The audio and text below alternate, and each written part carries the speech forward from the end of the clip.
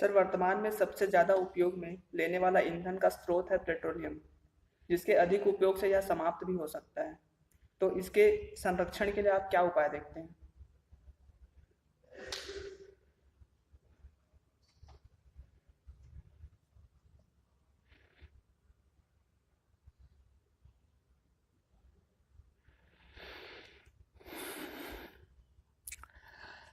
अगर हम 130 बरस पहले चले, जब पेट्रोलियम प्रोडक्ट निकला ही नहीं था, धरती से ज्ञात ही नहीं था,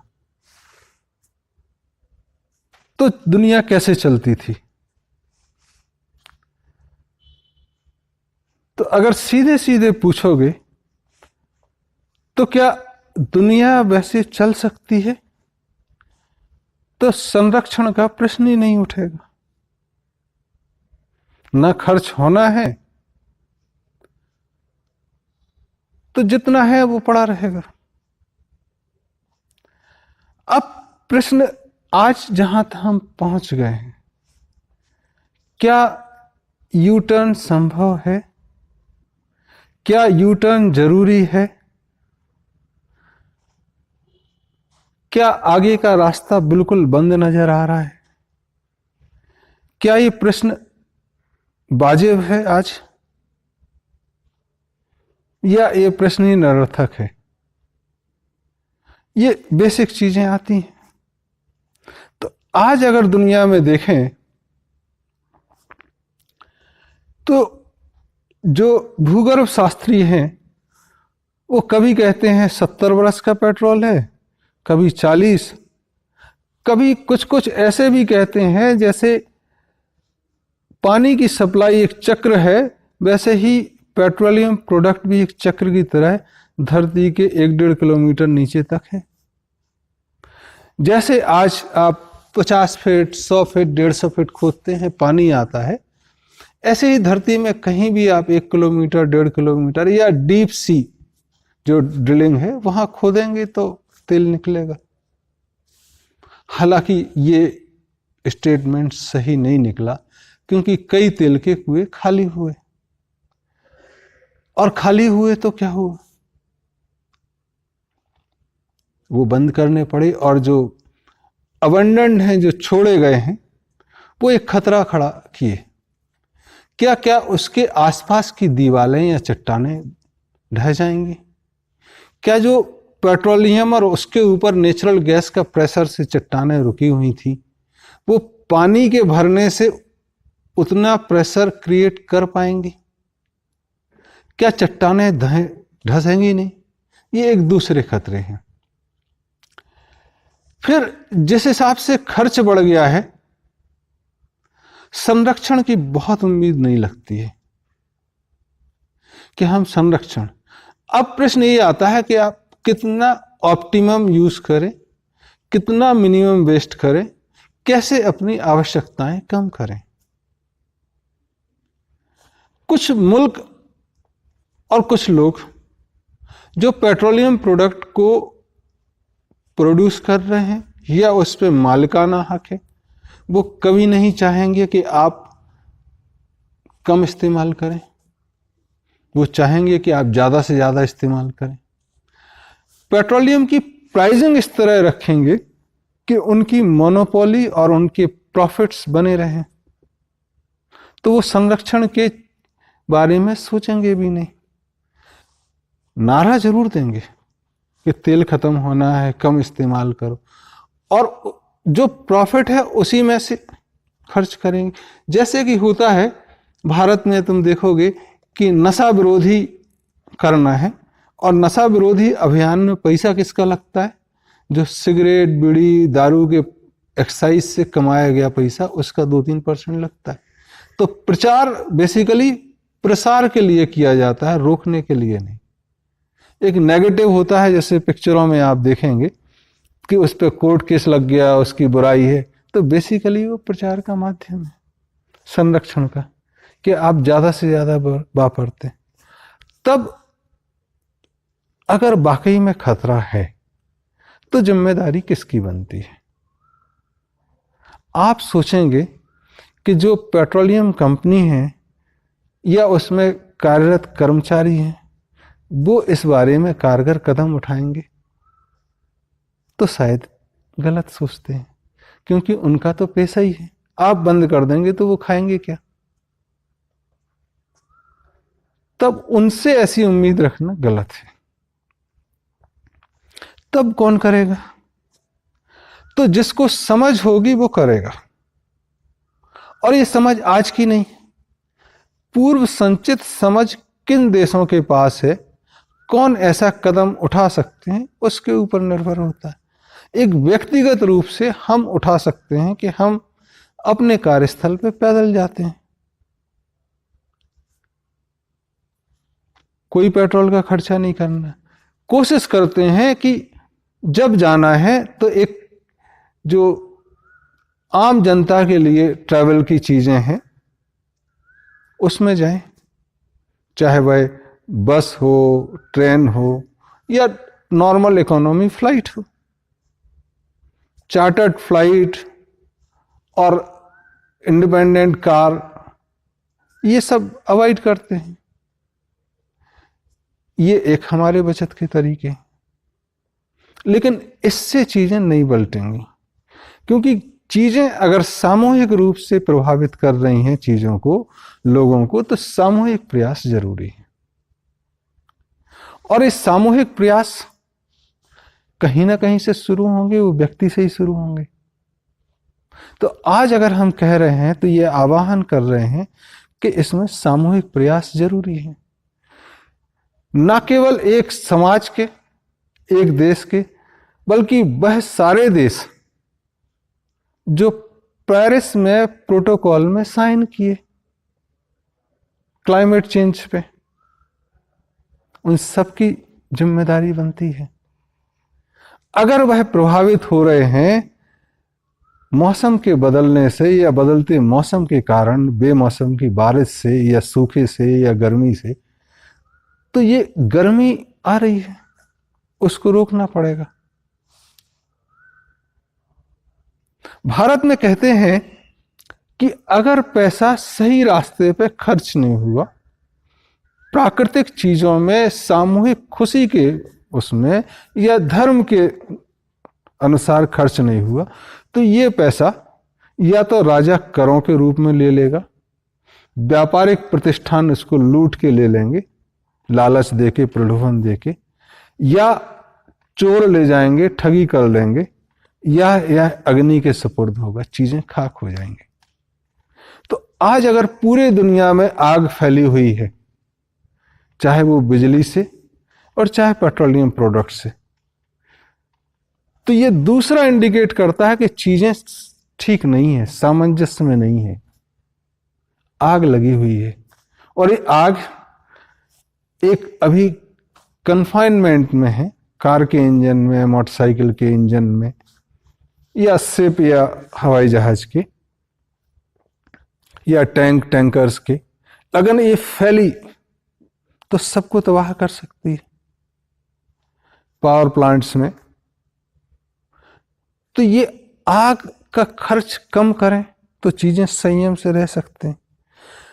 तो इतने वर्षों में कुछ संयम के साथ रहने से ये जाना है कि बहुत सारी चीजें जरूरत नहीं है। चीजें बेचने के लिए इन पेट्रोलियम कंपनी ने कि हमारा तेल कैसे बिके खोज लिया, तो अब बेचना है तो नए नए तरीके ईजाद करो, बसें बनाओ, गाड़ियां बनाओ, युद्ध कराओ, युद्ध पोत बनाओ, सारी चीजें पानी पे चलने वाली, जमीन पे चलने वाली और आसमान में चलने वाली, तीनों चीजें। और कोई नहीं माने तो उसको युद्ध में हरा के, कोई अगर सीधे सीधे चल रहा है तो उसको सब्जुगेट करके। और पेट्रोलियम प्राइसिंग अपने हाथ में रखना है, तो जहां पेट्रोल निकलता है उनको आपस में लड़ा के रखो, नशे में उनको लिप्त रखो, या उनको ही आलस्य, प्रमाद और लग्जरी में रहने की आदत डालो। तो रेगिस्तान में भी बर्फ के खेल खेलो। ऐसी चीजें आप करेंगे, और ये पूरी दुनिया में। तो संरक्षण की बात करना बेमानी है, संयम की बात करना जरूरी है। क्या हम संयम कर सकते हैं? भारत जैसा देश, जिसने अभी 2 महीने पहले वर्ल्ड बैंक से 1200 करोड़ $200 मिलियन स्टंटेड ग्रोथ जो चाइल्ड्स में है उसके लिए लोन लिया, वो कारों के कारखाने पे कारखाने खोले जा रहा है। सरकारी नौकरों को लोन, कारों मोटरसाइकिलों के लिए आराम से लोन, और उनको चलाने के लिए पैसा, रियंबर्समेंट। और अगर एक्सीडेंट हो जाए तो मोटर गाड़ी के एक्सीडेंट 6 महीने की सजा मैक्सिमम, चाहे उसमें मौत भी हो जाए, वैसे 20 साल की इंश्योरेंस। तो ये देश के लिए जो $200 बिलियन स्टंटेड ग्रोथ के लिए लोन लेता है, ये बड़ा बेहुदा लगता है। या तो जो बैठे हैं सीट्स पे उनको समझ ही नहीं है, या वो भी चंगुल में फंसे हुए लोग हैं, लालच के शिकार हैं, नौकरशाह हैं कि वो नौकरी कर रहे हैं, उनको देश से मतलब नहीं है। और जो बैठे हैं वो सोचते हैं कि पेट्रोल डीजल पे टैक्स बढ़ा दो तो कॉफर बढ़ जाएगा। वो मूल को भूले ही हुए हैं कि मूल भी जा रहा है। वो साइकिलों को सबड्यूट कर दिया, मोटरसाइकिल प्रमोट हो गई। खेती के लिए लोन मिलना मुश्किल है, मोटरसाइकिल कार के लिए लोन मिलना आसान है।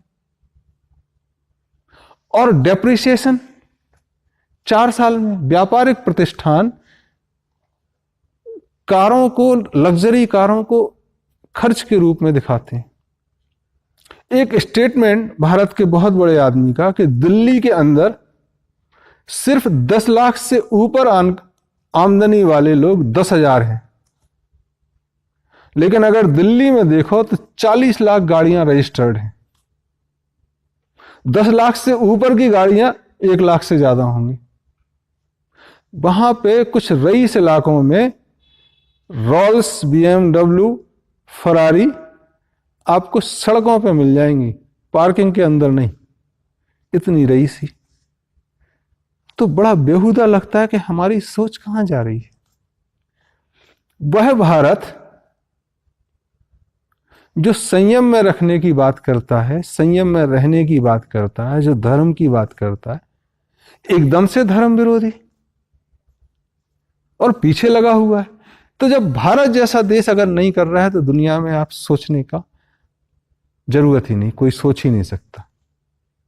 क्योंकि किसी की भी इतनी पुरानी सभ्यता और इतने उसने उतार चढ़ाव नहीं देखे।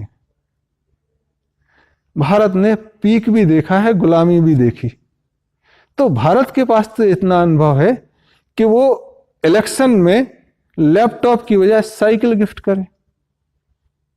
अगर खुद नहीं बना सकते तो जहां बन रही है वहां ले आए, पूरे देश में साइकिल चले। सब्सिडी गरीबों के नाम पे अडल्ट्रेशन और ट्रैफिकिंग को बढ़ावा। केरोसिन पे सब्सिडी का मतलब ही नहीं बनता है। चल इसलिए रही है कि अधिकांश जो सीट्स पे बैठे लोग हैं उनके खुद के पेट्रोल पंप हैं, तो गरीबों के नाम पे डीजल और पेट्रोल में मिलाओ, पता नहीं चलेगा। ये सब चीजें कैलोरीफिक वैल्यू के हिसाब से मिलनी चाहिए। देश GST लेके आया, जो सबसे महत्वपूर्ण चीज थी, जिसपे सबसे ज्यादा ट्रैफिकिंग होती है एक राज्य से दूसरे राज्य। फरीदाबाद दिल्ली में कितना अंतर, गाजियाबाद दिल्ली में कितना अंतर। और अगर पेट्रोल की प्राइसिंग में 5 रुपए का अंतर है तो टैंकर यहां से वहां जाएंगे ही जाएंगे, फालतू का खर्चा। एक चीज जो सबसे ज्यादा जरूरी थी कि पूरे इंडिया में एक प्राइसिंग हो, वही छोड़ दी आपने। एक चीज जो जंगल कटने के लिए सबसे ज्यादा जरूरी थी कि LPG सप्लाई सब्जी के ठेले पे बिके या पेट्रोल पंप पे बिके, वो आप दे नहीं पा रहे हैं। सोचा जरूर है, 4 करोड़ दिए, 2 करोड़ दिए, बाकी 50 करोड़ कहां गए। तो पेट्रोलियम में जो इंडिया में जरूरी है, अगर नट सेल में कहें तो केरोसिन की सब्सिडी इमीडिएटली बंद, all over India petroleum prices एक, एलपीजी की सप्लाई इन अबंडेंस या सीएनजी घरों में, गोबर गैस प्लांट वगैरह को थोड़ा फिर से बढ़ावा देना, जो लुब्रिकेटिंग ऑयल में डुप्लीकेशन का बिजनेस है उसको खरीद के पावर प्लांट में जलाने का काम, और फिर अगर बाहर के रूप में देखें तब हम खरीदते किससे हैं, इस पे ध्यान देना जरूरी है। दुनिया पे दादागिरी दिखाने के लिए अगर कुछ देश कहते हैं आप इससे खरीदो इससे खरीदो, और आपको भी लगता है कि ओपन मार्केट में खरीदें तो सस्ता पड़ेगा, तो आप सुन के ताज्जुब होगा कि पेट्रोलियम मिनिस्ट्री को गोल्ड माइन कहा जाता है, उसमें पोस्टिंग के लिए जुगाड़ लगता है, उसका मिनिस्टर पावरफुल कहा जाता है। क्यों? क्योंकि डेली वेरिएशन में इतना सारा स्कोप होता है, वो ईमानदारी का गबन आराम से हो सकता है। तब जरूरी है कि एक नई मोडस ऑपरेंडी खरीदने की सोची जाए। अगर दुनिया का ज्यादा पुराना इतिहास न देखें तो 2004 में क्रूड ऑयल था $140। उस समय जो देश बेचते थे उनके यहां फेस्टिवल्स होते थे, वहां की लड़कियां विश्व सुंदरी के कंपटीशन में आती थी, उनकी करेंसी सबसे पावरफुल करेंसियों में मानी जाती थी। भारत जैसे देश उस समय ये सोच में थे कि कैसे संयम से रहा जाए और कैसे चीजों को मैनेज करेंगे अगर ये $200 तक पहुंचे। जब बनिया खेल खेलता है तो गुब्बारे में हवा भर के उसमें पंचर करता है, वो 140 से $40 के नीचे आ गया। तो जिन देशों ने $140 पर बैरल बेच के अपने खर्चे बढ़ा लिए थे, लग्जरी में जीने शुरू कर दिए थे, वो कंगाल हो गए। लैटिन अमेरिका में, यूरेशिया में बहुत सारे देश हैं, और अरब के देश तो लड़ मर के खत्म हो रहे हैं। ये चीजें हुई। भारत जैसे देश जो $140 पर बैरल पे खर्च के लिए तैयार हो रहे थे, एकदम से खर्च कम हुआ तो आप रईसी में आ गए, आपने कारों के कारखाने खोल दिए, लोन एकदम एबंडेंस कर दिया। अरे ये जो बढ़ा सकता है वो गिरा भी सकता है, वो मैनेज चीजें हैं। 10,000 पर 10 ग्राम गोल्ड से 25,000 हो गया। तो ये दुनिया का जो व्यापार है वो वैसा ही है जैसे भारत में अरहर दाल का था, नारा भी था हर अरहर अरहर, प्राइम मिनिस्टर के नाम पे कुछ कुछ कमेंट भी आते थे। तो अरहर दाल और दालों का व्यापार, वैसी दुनिया में तेल और मेटल का। उन सबसे अगर बचना है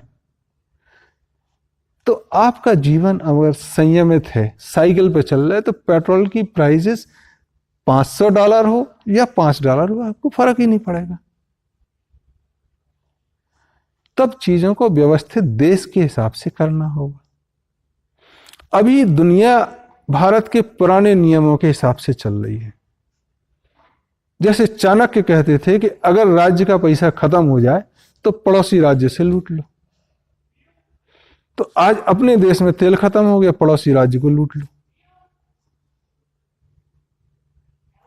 युद्ध करो और युद्ध में वो हार जाए तो उससे युद्ध का खर्चा लो, कंगाल करो।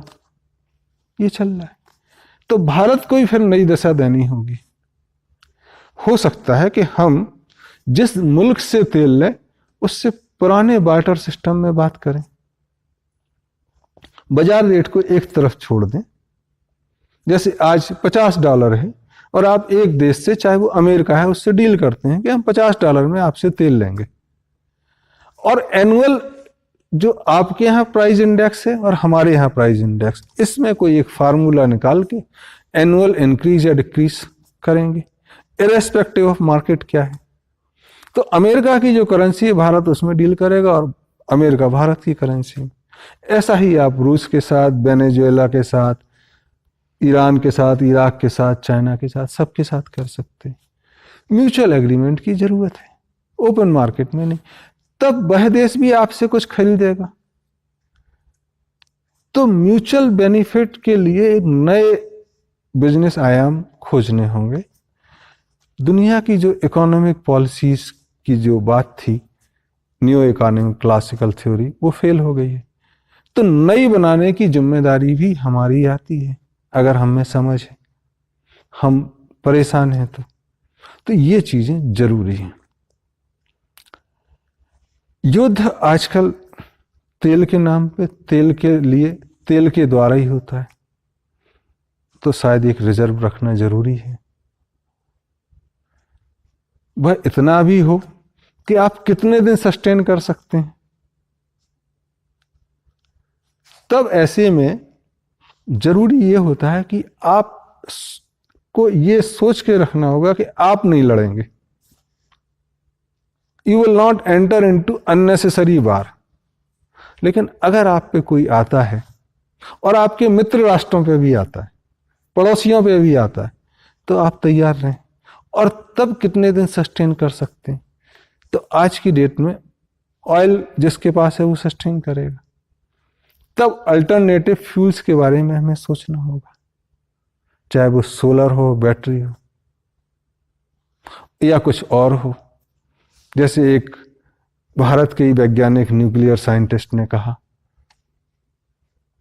कि रिएक्शन लेस ट्रांसफार्मर जनरेटर बनाए जा सकते हैं जो फ्री एनर्जी देंगे। तब वो फ्री एनर्जी की तरफ आपको चलना होगा। तब distributed production and distributed supply, दोनों चीजों को एक साथ ले सकते हैं। इन चीजों की जरूरत है। इन सारे चीजों को देखते हुए भारत कोई भी स्टेप उठाए, ये जरूरी है कि वो ग्लोबल हो। क्योंकि दुनिया में कोई भी रिसर्च, कोई भी नया चीज बुजुर्गों के कंधे पे आती है। अगर पेट्रोलियम खोजा गया तो जरूरी है कि ड्रिलिंग मशीन पहले आई होंगी। डायनामाइट का आविष्कार हुआ होगा कि रॉक्स में विस्फोट करके आप गड्ढे गहरे खोज सकें। तो एक पूरी इवोल्यूशन प्रोसेस होती है। चाइना में डायनामाइट खोजा गया, और चीजें खोजी, तो आज दुनिया में चीजें हैं। तो हम अगर आगे जाते हैं तो पूरे ग्लोबल सिनेरियो को ध्यान में रखने की जरूरत है। सिर्फ संरक्षण, save energy is futile and is useless comments to mesmerize pupil, to hypnotize pupil, to befool the pupil and the self also. It has no relevance. तब खर्चे कम करो, ऑप्टिमम लेवल पे जाओ, प्रमोट मत करो।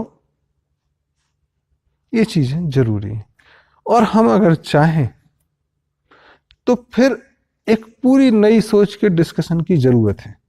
सरकार के मैनेजमेंट की भी एक नई दिशा जरूरी है। डिस्ट्रिक्ट एडमिनिस्ट्रेशन में भी नई चीजें आए, वो जरूरी है कि मिलावट तो नहीं हो रही है। मिलावट होने से एफिशिएंसी कम होगी, स्मोक ज्यादा आएगा। तब अगर फ्यूल में एडिटिव मिक्स करना है डीजल और पेट्रोल में, वो इंडिविजुअल के फायदे की बात तो है, पूरे देश के फायदे की बात है। अगर किसी एडिटिव से या 91 ऑक्टेन के पेट्रोल से या सुपर क्वालिटी डीजल से 4% एफिशिएंसी बढ़ती है, तो 4% फ्यूल बचता है, वो नेशनल है। तब अनएडिटेड और एडिटिव मिक्स एक सरप्राइज होना चाहिए। आप हायर एंड पे कर सकते हैं इनको। तो जो आज अलग अलग डब्बे होते हैं उनकी जरूरत है, लेकिन प्राइसिंग एक रखनी, क्योंकि एफिशिएंसी एंड एनवायरनमेंट बचेगा। कुछ देशों ने इसके प्रयोग किए भी हैं और वहां है भी। तो अननेसेसरी प्रॉफिट में कि हमने ये लगाया तो प्रॉफिट, और फिर एक्साइज वाला आ जाएगा कि फायदा दे रहे हो ना तो एक्साइज भी देखे जाओ। इनसे ऊपर उठने की जरूरत है। पेट्रोल प्राइस एक, additive mix unadditive mix same price पे। इन सब चीजों से हम कुछ बचत कर पाएंगे। जो आपके संरक्षण की बात आपने करी वो हम कर पाएंगे। Thank you.